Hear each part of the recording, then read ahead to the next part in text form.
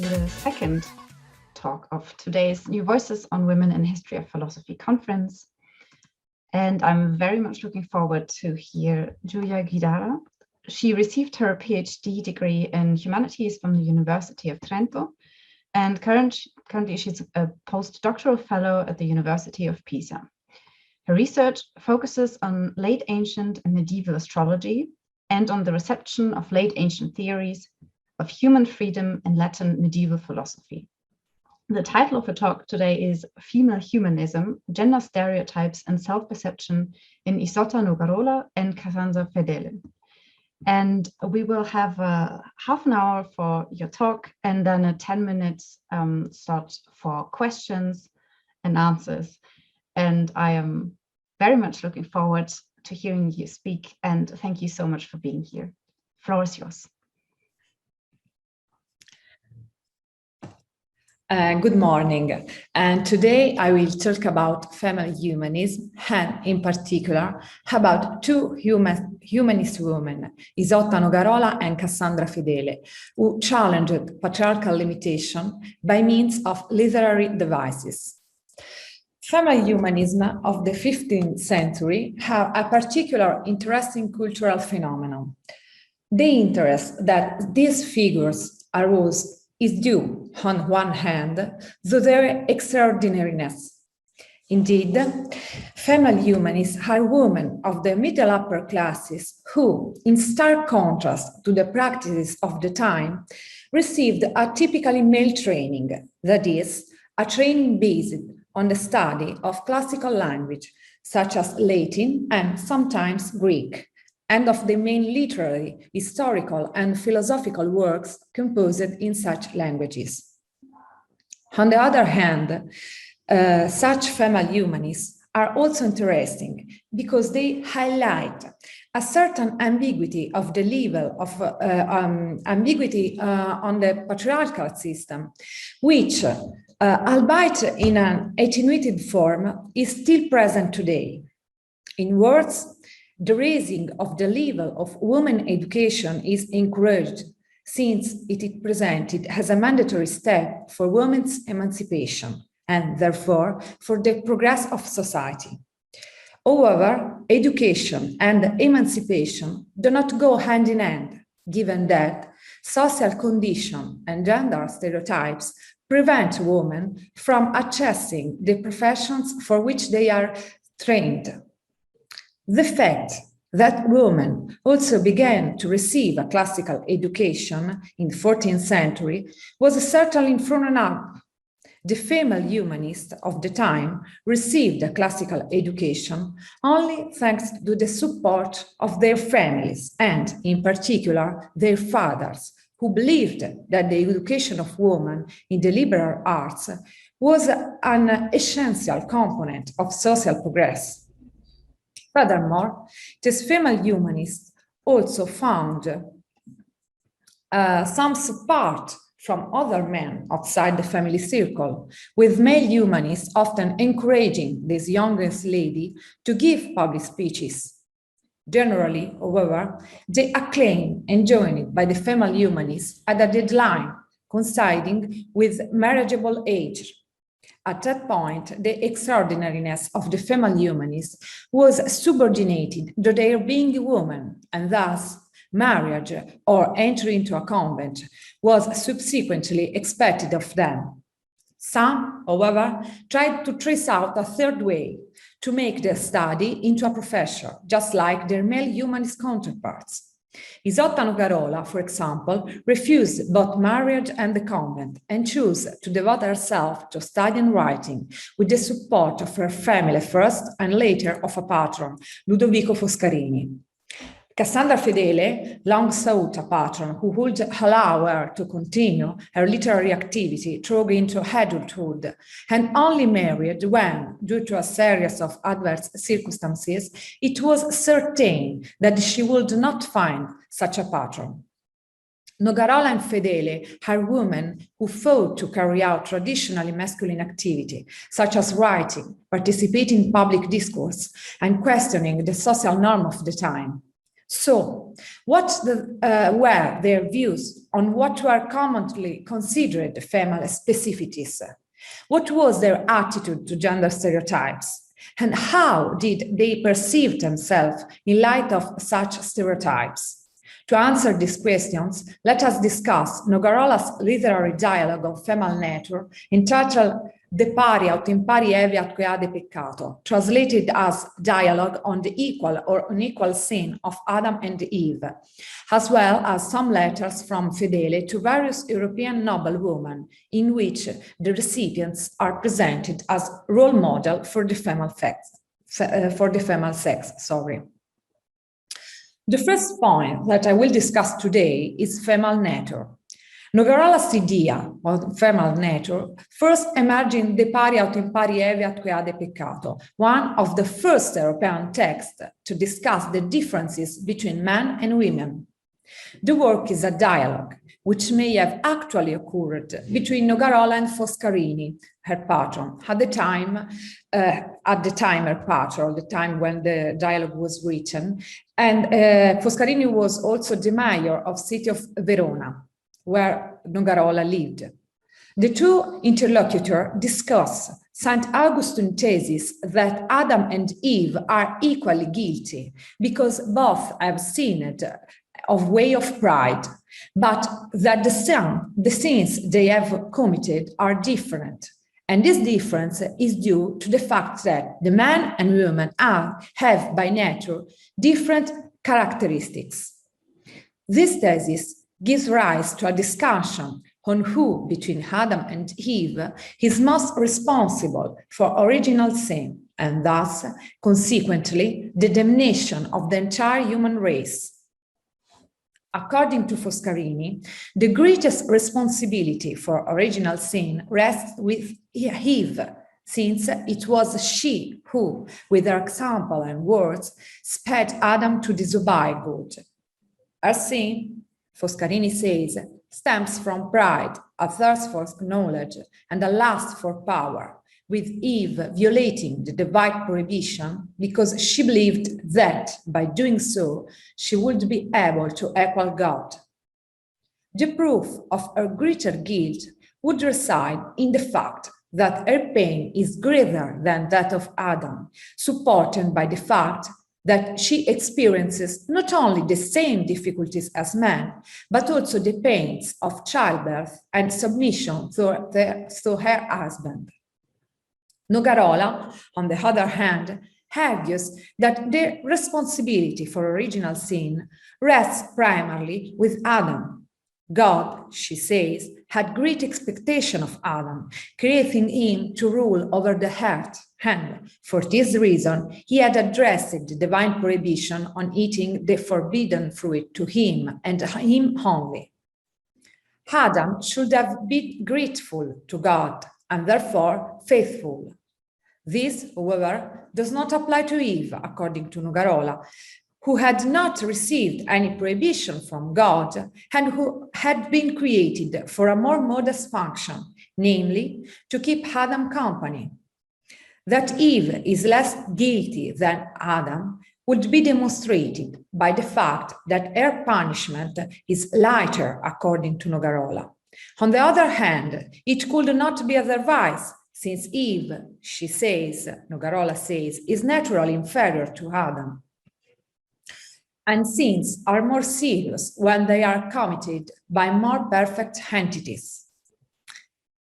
In supporting the natural inferiority of woman to man, Nogarola takes up the vision on female nature inherited from the classical and Judeo-Christian tradition and well present in the society of the time. Indeed, Aristotelian philosophy, which was the foundation of the scholastic tradition, held that women were biologically inferior by nature, and this justified their social subordination and their almost total exclusion from politics. Similarly, the Corpus Juris Civilis, which formed the basis of the legal system of many European kingdoms and cities, denied to women the ability or opportunity to lead a public life. Genesis and the epistles of St. Paul suggested that a woman had to be subject to her husband, since she did not have the same abilities, and the fact that Eve had tempted Adam was proof of such. Centuries of misogynistic culture had taught women to feel inferior and to believe that their subordination to man was just. So it is no coincidence that a woman's silence and docility were considered virtues. Nogarola's originality consists in using female inferiority to refute the idea of Eve's guilt and, through her, that of all female nature. Eve did not sin because she wanted to be equal to God, as Foscarini claims in the dialogue, but because she is imperfect. It is thus wrong to despise a woman for her weaknesses, since, in fact, feminist nature is the work of God, just as masculine nature. In particular, Nogarola's defense of feminine nature focuses on two female characteristics: inconstancy, which is a consequence of weakness in will, and intellectual inferiority. As for inconstancy, Nogarola notes that it is absurd to expect from women a willpower that, by nature, they do not have. Similarly, women cannot be despised for their intellectual inferiority, nor can Eve be reproached for deceiving Adam, since an inferior being would not have the mental capacity to deceive a superior one, nor to obviate his free will. Against the background of this argument, the idea emerges that women cannot be judged or condemned on the basis of criteria which are not appropriate for them and which have been modeled on nature. However, that Nogarola truly believed in the intellectual inferiority of women is brought into doubt by a number of elements scattered through the text. Even so, it is certain that Nogarola's intervention in the dialogue reiterated the stereotype on female inferiority several times. Nogarola indeed states that writing and discussing are male activity. In the dialogue, she asks to be corrected by her interlocutor, since a woman would be more prone to making mistakes than a man. She, furthermore, apologizes for having dared to enter into a debate with a man, justifying herself by claiming to have done so on the urging of Foscarini. Nonetheless, in the course of the dialogue, several statements by Foscarini, who also cites several misogynistic sayings to confirm his thesis of Eve's guilt, suggest that the intellectual disparities between men and women are not that great.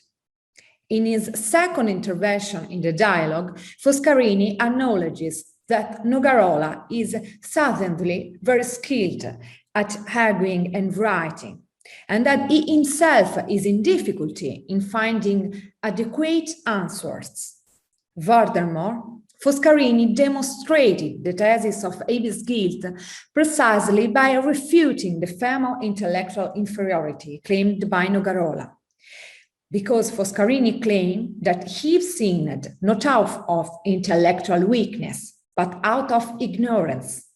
In other words, Eve is as responsible of her actions, according to Foscarini, naturally, because her intellectual condition is not permanent or immutable, that is intellectual inferiorities, but it is ignorance, so it is temporary and modifiable, since it can be remedied by will and education.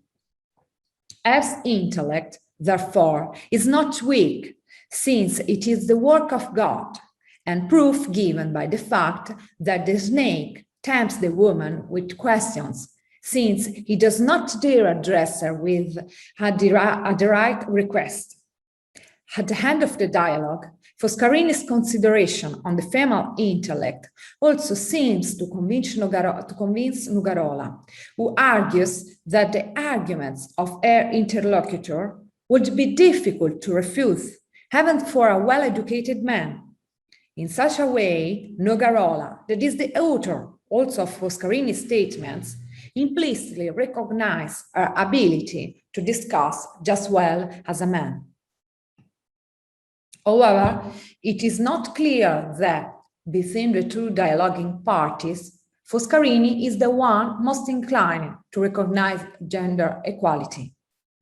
This appears to be a consequence of Foscarini's line of argument. In order for a woman to be condemned more than a man, she must be able to be held responsible for her action as much as he is. It is, of course, possible that this reflects Foscarini's true belief. It cannot be excluded, however, that it may be a rhetorical device employed by Nugarola to affirm the substantial equality of man and woman. Indeed, such a disruptive argument would certainly have attracted accusation of pride if made by a woman, while it would likely have been more easily accepted coming from the mouth of a man. In any case, Nugarola's and Foscarini's argument both throw a positive light on female nature. Foscarini, on one hand, as we have seen, rejects the idea that women are less intelligent than men. Nugarola, on the other hand, argues that women are not responsible for their nature and, therefore, it makes no sense to accuse them for being who they are. The 2 points of view appear as opposite ways of contributing to the same cause, putting a stop to the rampant misogyny of the time. The idea that there is a discrepancy between the widespread conception of woman and what women really are also emerged in the writings of Cassandra Fedele. In a letter to Isabella of Castile, dated October 1407, she states that the queen has brought honor and light to the female gender and lists the qualities by which this is possible. Several of these qualities concern traditional male activity, that is, prudence and skill in battle, and wisdom in the administration of justice. Others, on the other hand, make Isabella appear as a mother to her people, with the qualities of generosity, greatness of soul, and faith. A similar discourse is also found in a letter to Beatrice of Aragon, Queen of Hungary, dated January 1488, in which the lady is praised for her intellect, power, and ability to defend men, all traits traditionally associated with male figures. Thus, the extraordinariness of the two queens consists, according to Fedele, in embodying the best of both gender, with masculine traits, or just traditionally considered as such, not diminishing their femininity, but, on the contrary, making them an example for all women. The idea that queens can have masculine and feminine traits at the same time is a rather frequent topos applied, above all, to women having an important political role. For Fedele, however, the topos is no longer a mere rhetorical ornament, but takes on a particular value by way of the fact that she too intends to carry out her typically male activity. Literature was, indeed, a man's occupation for the society of the times, just as politics and military tactics. This perception is also shared by Fedele in a letter to Alessandra Scala, a letter which is undated. In this letter, Fedele argues that literary activity is incompatible with marriage, which, as is well known, was considered the natural goal, so to speak, of women. It is no coincidence, therefore, that Fedele only married after having sadly ascertained that she would not be able to satisfy her literary aspiration. Thus, in presenting Isabella and Beatrice as role models, Fedele de facto affirms that women should not be confined to what society intends for them, since they may also successfully carry out male activities. Now, I will move on to discuss the reception of gender stereotypes in the female humanists examined today.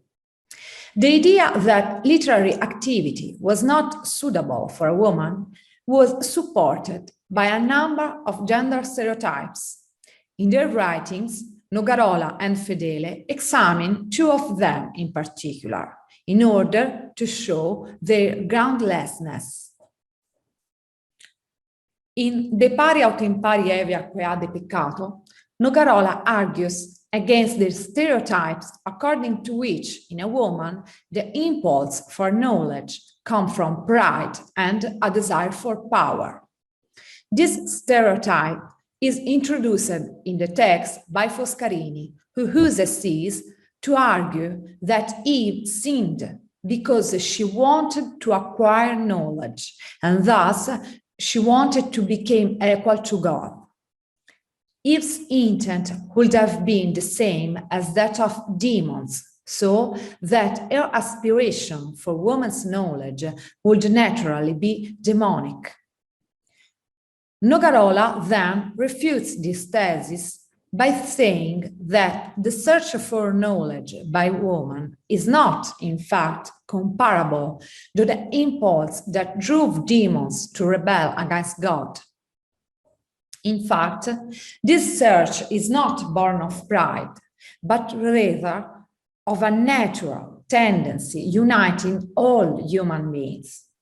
With this clarification on the origin and nature of female intellectual curiosity, Nogarola argues that the aspiration for greater knowledge by women does not represent a subversion of nature, since this aspiration is present in all human beings, regardless of their gender. And the aspiration for greater knowledge by woman does not represent a subversion of society, since it does not derive from a desire for power. In the rest of the dialogue, Foscarini also seems to review his position somewhat, affirming that Nogarola's assertions are divine and seem to come from paradise. In this way, it is acknowledged that female theoretical activity has nothing demonic about it, and it is not wrong. Fedele, on the other hand, fights another gender stereotype related to female literary activity, being the idea that in a woman, good rhetorical skills and chastity cannot coexist. Underlining this idea is the belief that a woman must be docile and silent, and that if a woman expresses her ideas in public, she lacks modesty. Fedele disputes this stereotype in the aforementioned letter to Beatrice of Aragon, Queen of Hungary, dated January 1488. The text follows the model of Giovanni Boccaccio's De Mulieribus Claris, that is concerning famous women, from which it takes up the idea of listing several illustrious women of the past, together with the other figures cited in the course of the letter. Unlike Boccaccio, however, Fedele argues that a woman can be chaste and skilled in rhetoric at the same time. Indeed, for her, Beatrice of Aragon is superior to Lucrezia, Sulpicia, and Sabine woman in terms of chastity, Veturia in terms of charm and gravity, and Calpurnia and Hortensia in terms of eloquence. who are these women? So all these women are models of Roman female virtues. Lucrezia was a noble woman in ancient Rome who died by suicide because she has been raped by Sextus Tarquinius. Sulpicia was a poetess who was citated by Boccaccio as an example of virtue. The Sabine woman refers to the young woman that the men of Rome kidnapped. The Romans honored also Veturia, also known as Volumnia, for her courage, patriotism, and strength in a crisis, for she had succeeded where all men before her had failed, given that she convinced Coriolanus, her son, to cease his crusade against Rome. Hortensia was a skilled orator that, during the Second Triumvirate, questioned the double standard of taxing women, but excluding them from public office. She obtained that the 3 men reduced the number of women subject to the tax. And Calpurnia was the 4th wife of Julius Caesar. She forewarned of that time of Caesar's life, and she endeavored in vain to prevent his murder. The comparison between this Roman model of female virtues and Queen Beatrice are not an exclusively literary operation, since by demonstrating that a woman can be feminine, skilled in rhetoric, and chaste at the same time, Fedele legitimized herself and her professional ambition. In conclusion, Lucarola and Fedele do not openly dispute social convention of their time. Nonetheless, in their works, Lucarola and Fedele challenged patriarchal views on female nature and gender stereotypes, and this happened by using literary topos in an original way. Thanks for your attention.